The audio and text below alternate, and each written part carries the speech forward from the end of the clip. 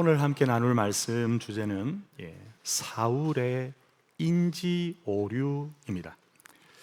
먼저 인지 오류 혹은 인지 왜곡이란 말은 사실은 심리학에서 쓰는 말입니다. 인지라는 말은 뭔가를 아는 거죠.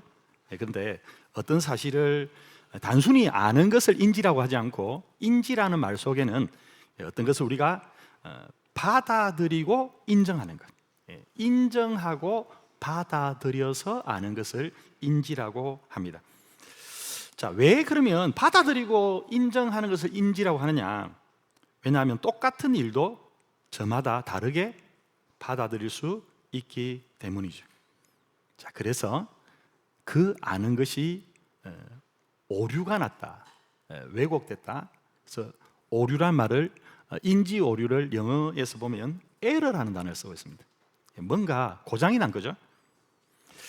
따라서 인지 오류란 어떤 현실이나 사실을 그대로 보는 게 아니라 내가 보고 싶은 방식, 내가 받아들이고 싶은 방식, 내가 믿고 싶은 대로 해석하는 것을 인지 오류라고 합니다.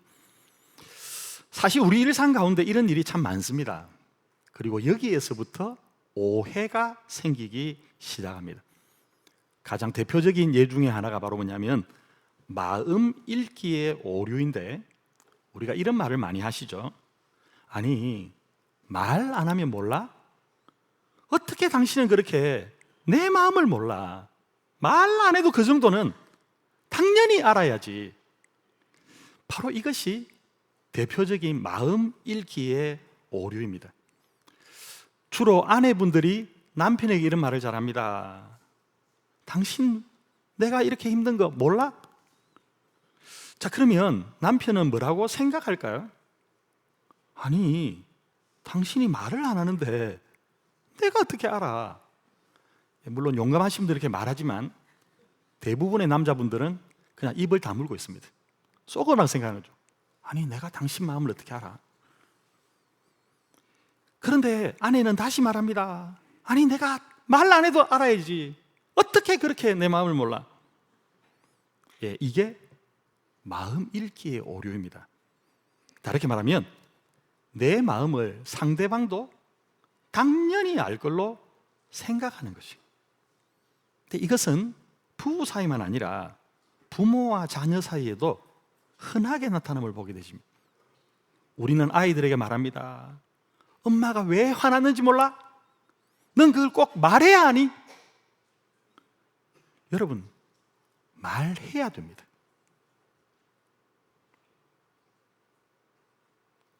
이처럼 우리는 가까운 사이일수록, 오래 함께 지낸 사이일수록 마치 상대방이 내 마음을 다 알 수 있다고 착각합니다. 이것이 바로 인지 오류 중에 마음 읽기의 오류입니다. 물론 이러한 인지 오류는 여럿이 있습니다. 이런 의미에서 오늘 본문에 보면 사울의 인지 오류, 하나님 뜻과 전혀 다르게 사울이 알고 받아들이고 있는 것이 있는데, 그것이 바로 순종의 문제입니다.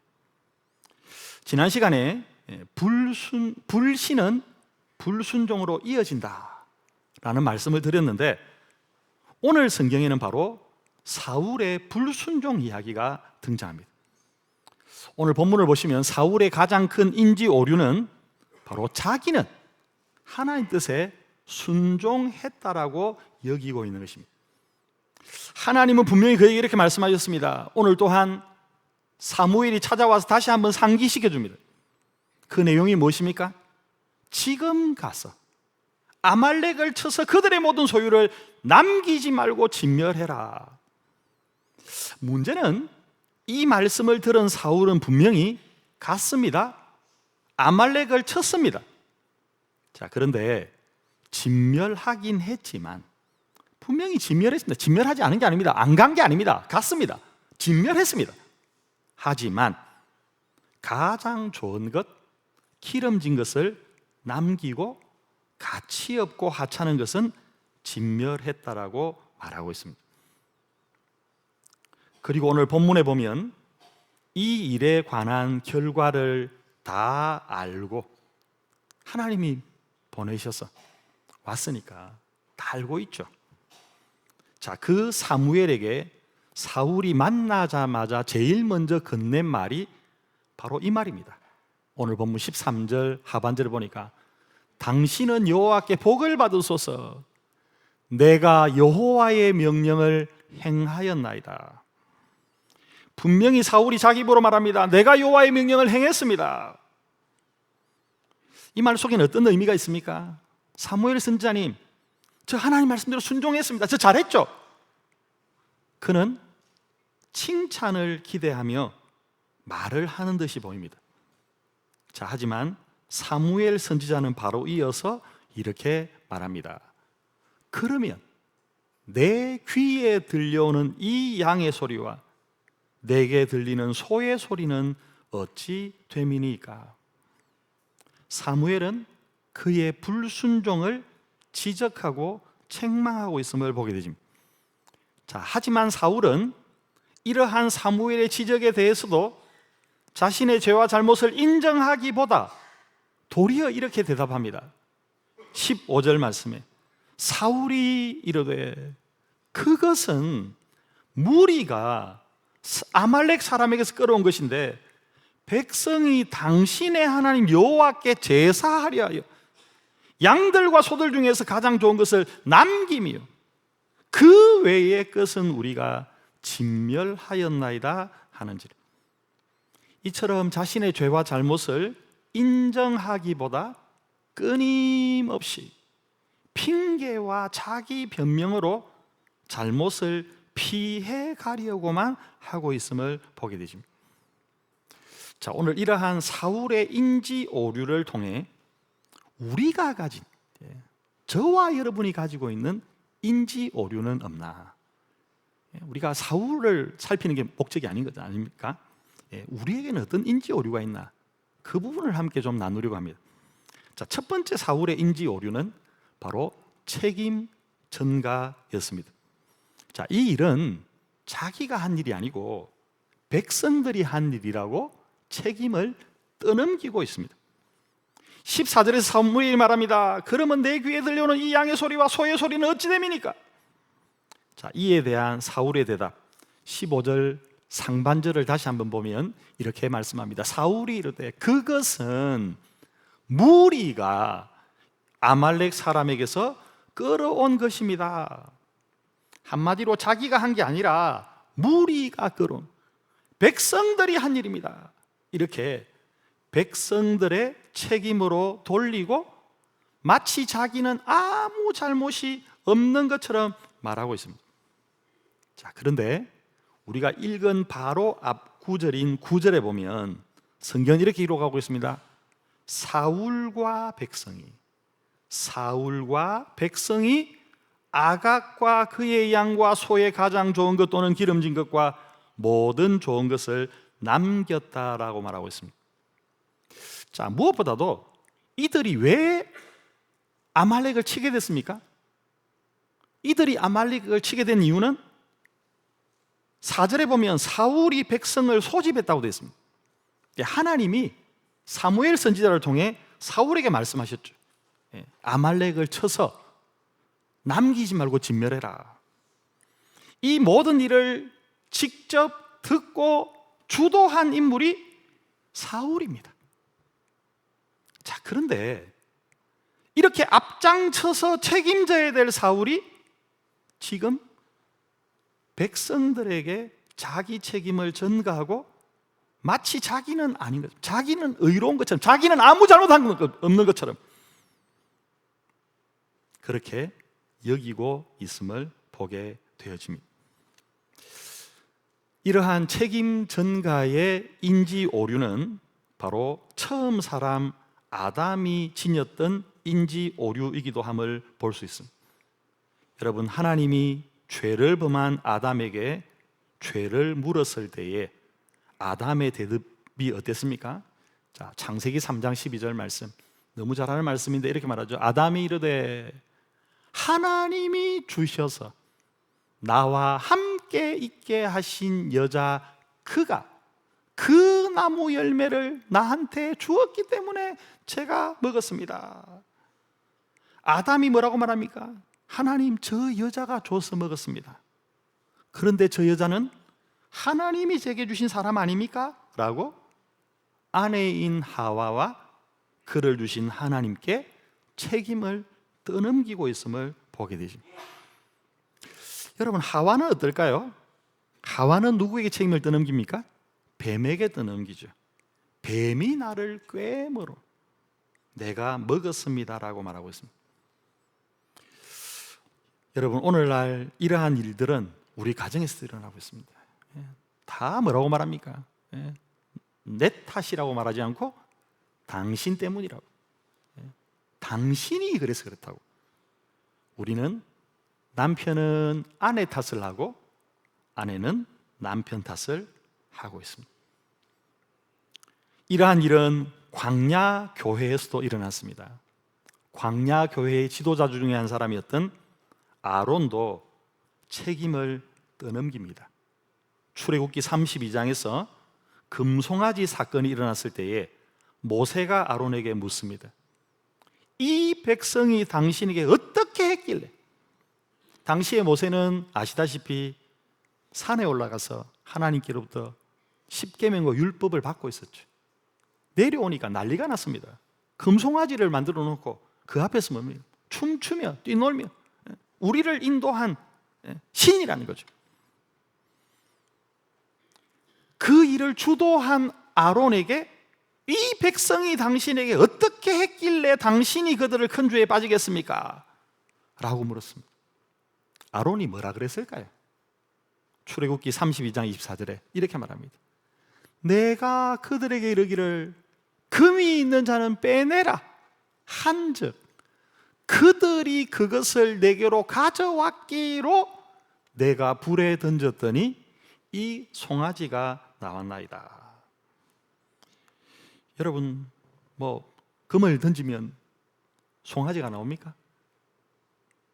여러분, 아론도 백성들 탓, 백성들이 금을 내게로 가져와서 내가 던졌더니 나왔다 라고 백성들 탓을 하고 있음을 보게 되어집니다. 이런 책임 전가의 뿌리는 깊기도 하지만 지금까지도 이어지고 있죠. 그래서 예수님 재판을 담당했던 총독 빌라도, 그가 뭐라고 말합니까?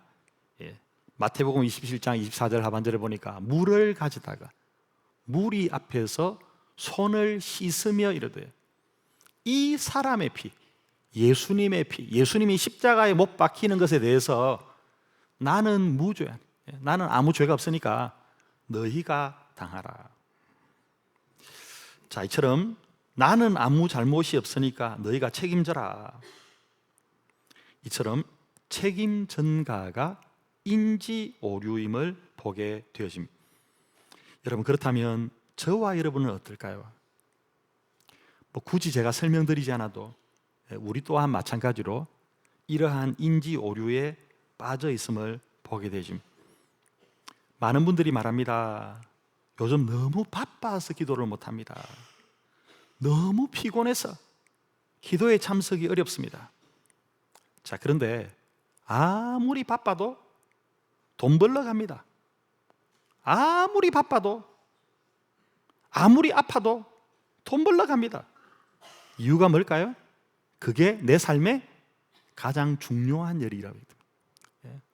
돈 버는 일이 내 삶에 가장 중요하다고 여기기 때문인 거죠.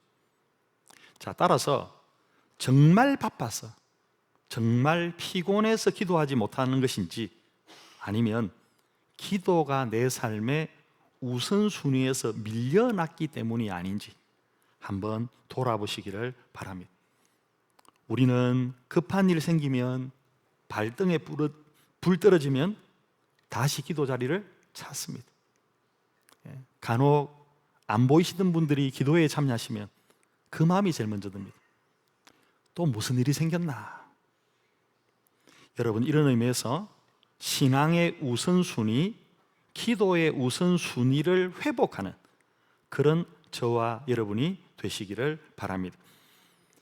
여러분, 이 모든 일과 관련해서 더 급해지기 전에, 후회하기 전에 다시 회복하는 저와 여러분 되시기를 주님의 이름으로 축원합니다. 자, 이처럼 자꾸 책임을 전가하는, 책임을 떠넘기는, 남 탓하는, 환경 탓하고 핑계거리 찾고, 이것이 우리 신앙의 인지 오류다. 따라서 남 탓하지 말고 다 내 탓입니다. 내 잘못입니다. 내가 그렇게 했습니다. 나의 연약함과 잘못을 인정하고 다시 회복하는, 다시 온전케 되는 저와 여러분 되시기를 주님의 이름으로 축원합니다. 자, 그런가 하면 두 번째로 돌아보게 될 사울의 인지 오류는 자기 합리화입니다. 자기 합리화. 자, 앞서 백성들 책임입니다, 백성들 탓입니다라고 돌렸던 사울이 오늘 본문에 보면 이유를 설명합니다. 이유가 뭘까요? 자, 15절을 다시 한번 보시면 당신의 하나님 여호와께 제사하려 하여, 당신의 하나님께 여호와께 제사하려고 양들과 소들 중에 가장 좋은 것을 남겼습니다. 자기 불순종을 마치 하나님을 위한 것인 양 포장하고 있음을 보게 되죠. 이것 다 하나님께 제사하려 한 것입니다. 이것 다 하나님 위에 남긴 겁니다. 이처럼 우리는 우리 잘못을 합리화시킵니다. 어쩔 수 없이 그랬습니다. 그렇게 하는데 다 이유가 있습니다. 이렇게 모든 걸 나에게 유리하게 해석합니다. 앞서 아담과 하와도 여자가 줘서 먹었습니다. 뱀이 나를 꿰어 먹었습니다. 다르게 말하면 저도 다 어쩔 수 없는 사정이 있었습니다. 이렇게 자기 합리화를 시키고 있음을 보게 되어집니다. 아론도 마찬가지 아닙니까? 백성들이 금을 줘서, 이 말은 무슨 말입니까? 백성들이 금을 안 가져왔으면, 그 말이죠. 자기 변명, 자기 합리화를 시키고 있음을 보게 되죠. 예수님께서 사역하실 때에 예수님께서도 바리새인들의 자기 합리화를 지적하신 적이 있습니다.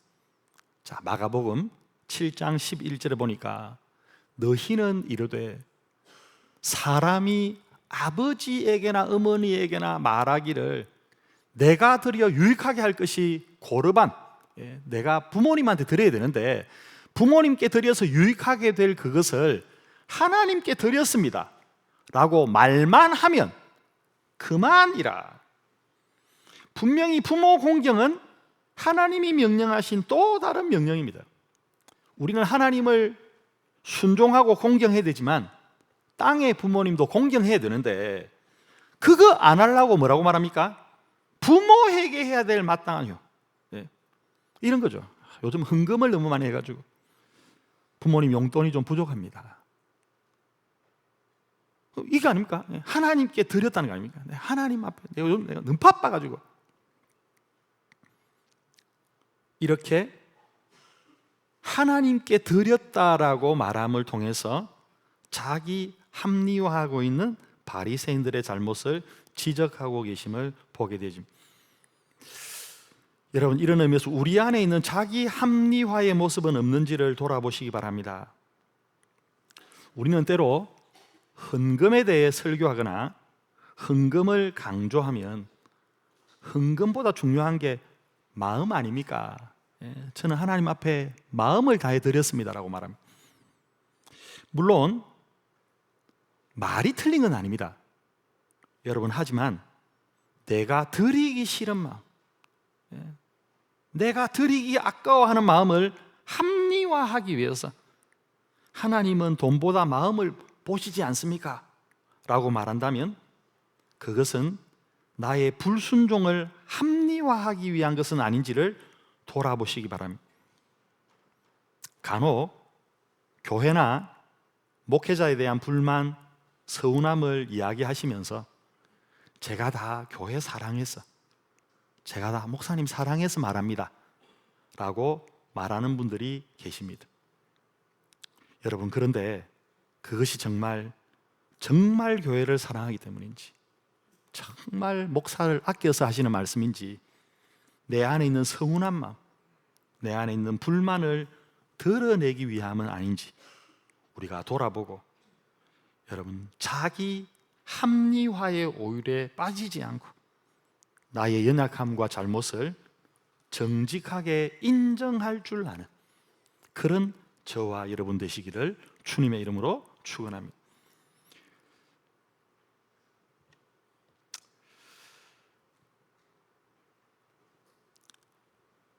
이처럼 우리의 책임 전가와 자기 합리화가 우리에게 알려진 인지 오류라면, 우리가 또 한 가지 기억할 사울의 인지 오류가 있습니다.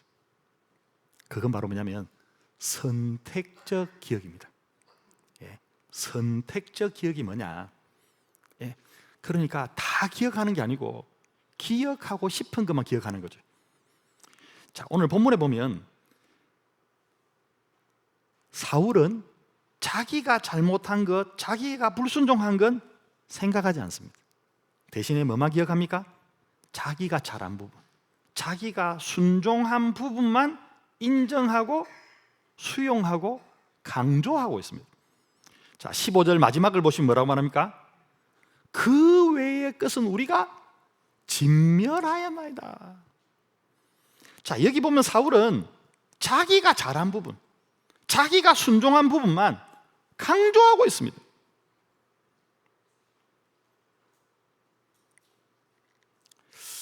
여러분, 우리가 사실 이 말씀과 연결해서 앞서 돌아본 출애굽기 16장에 보면 대표적인 선택적 기억의 모습이 있습니다. 이게 뭘까요? 자, 출애굽기 16장 3절을 보시면 우리가 애굽 땅에서 고기 가마 곁에 앉아 있은 때와 떡을 배불리 먹던 때, 과거죠. 자, 그때의 여호와의 손에 죽었더라면 좋았을 것을 너희가 이 광야로 우리를 인도해내어 이 온 회중이 추려 죽게 하는도다. 여러분, 이들이 기억한 게 뭡니까? 선택적 기억이죠. 애굽에서 고기 가마 곁에 앉아 있을 때, 떡을 배불리 먹던 때, 그것만 기억합니다. 여러분, 그러면 애굽에서는 그저 뭡니까? 고기 가마 곁에만 앉아 있고 떡을 배불리 먹기만 했을까요? 여러분, 애굽에서 나오기 전의 모습을 성경은 이렇게 말씀합니다. 출애굽기 2장 23절 말씀에 이스라엘 자손은 뭐라고 되어 있습니까? 고된 노동으로 말미암아. 여러분, 그냥 고된 노동이 아니죠. 고된 노동으로 말미암아 탄식하며 부르짖으니. 여러분, 사실 그 당시 상황을 보면 얼마나 힘들면, 사실 참 말이 안 나올 상황들인데, 그런데도 부르짖다는 얘기는 뭘 이야기합니까? 너무 힘드니까. 그리고 그 고된 노동으로 말미암아 부르짖는 소리가 하나님께 상달된지라고 말하고 있습니다. 이처럼 뭡니까? 서로가 기억하는 모습에 많은 차이가 있음을 보게 되죠. 이게 바로 선택적 기억, 그러니까 기억에 관한 인지 오류입니다. 우리가 지난 시간에 하나님의 은혜를 잊어버리면 불신하게 된다 말씀을 드렸는데, 우리는 하나님이 베푸신 은혜는 너무 쉽게 잊어버리고 내가 당한 어려움, 내가 지금 당하고 있는 힘든 일, 그것만 기억하는 이 선택적 기억, 이것이 바로 우리에게 있는 대표적인 바로 선택적 기억 인지 오류임을 보게 되어집니다. 여러분, 이런 의미에서 우리 가운데 있는 선택적 기억의 오류들을 한번 보시기 바랍니다. 우리는 받은 은혜는 너무 잘 잊어버리고 대신에 받은 상처는 너무 잘 기억합니다. 하나님으로 받은 은혜, 사람들로 받은 은혜, 성도를 받은 은혜와 사랑은 까마득히 잊어버리고 서운한 말 한마디, 서운한 행동 하나, 그것은 두고 두고 곱씹고 두고 두고 기억하는 것을 보게 되어집니다. 그래서 10번의 은혜보다 한 번의 상처, 한 번의 서운함이 오랫동안 아주 크게 기획되는 것을 보게 되어집니다. 여러분, 이런 의미에서 서운함과 상처보다 받은 은혜와 사랑을 오랫동안 기억하는 저와 여러분 되시기를 주님의 이름으로 축원합니다. 우리말에 이런 말이 있습니다. 원수는 물에 새기고 은혜는 돌에 새겨라. 근데 우리는 어떻게 합니까? 반대로 하시죠. 받은 은혜는 물에 새기고 원수를 돌에 새깁니다. 받은 은혜와 사랑은 물에 새기면서 상처는 돌에 깊이 아로새깁니다. 이런 의미에서 우리가 마지막으로 돌아볼 다윗의 고백 한 가지가 있습니다. 자, 시편 103편 말씀인데 시편 103편 2절로 5절에서 다윗은 이렇게 말씀합니다. 내 영혼아, 자신을 향해 말하는 거죠. 다른 사람을 향해서 여러분이라고 말하는 게 아니라 내 영혼아 여호와를 송축하며 그의 모든 은택을 잊지 말지어다. 그가 너의 모든 죄악을 사하시며 내 모든 병을 고치시며 내 생명을 파멸해서 속량하시고 인자와 긍휼로 관을 씌우시며 좋은 것으로 내 소원을 만족하게 하시며 내 청춘을 독수리같이 새롭게 하시는도다. 다윗은 자신을 향해서 고면합니다. 내 영혼아 하나님 모든 은택을 잊지 말지어다. 그러면서 돌아봅니다. 내 모든 죄악을 사하시고 내 모든 병을 고치시고 내 생명을 파멸해서 속량하시고. 많은 분들이 휴대폰 안에 보면 사진들이 가득합니다. 그 사진 여러분 왜 찍으십니까? 저는 비교적 사진을 잘 안 찍습니다. 물론 그렇다고 해서 전혀 안 찍는 건 아니지만 그 사진이 뭘까요? 추억 모음이죠. 그 사진을 보면 그래 그날 그 장소에서 내가 그거 했지. 우리는 이것을 기억할 수 있습니다. 여러분, 이런 의미에서 하나님의 은혜와 사랑을 새기고 기억하는 저와 여러분이 되시기를 바랍니다. 오늘은 이 사울의 인지 오류, 사울의 인지 왜곡을 통해 하나님 앞에서 우리의 인지 오류, 우리의 인지 왜곡을 한번 돌아보시기 바랍니다.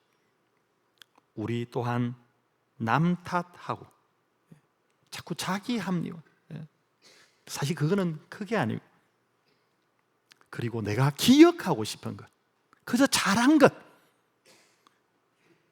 그것만 기억하지 말고 하나님께서 말씀하시는 그대로 나 자신을 정직히 돌아보고 우리의 연약함을 인정하고 회개하고 우리 다시 한번 하나님 앞에서 순종과 온전함을 회복하는 그런 저와 여러분 되시기를 주님의 이름으로 축원합니다.